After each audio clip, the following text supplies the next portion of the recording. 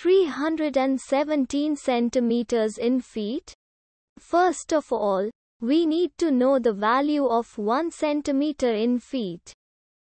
It's always 1 centimeter equals 0.03280839895 feet.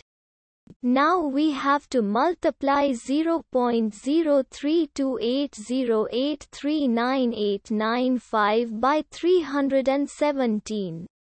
Therefore, 317 centimeters times 0.03280839895 feet equals 10.40026246715 feet.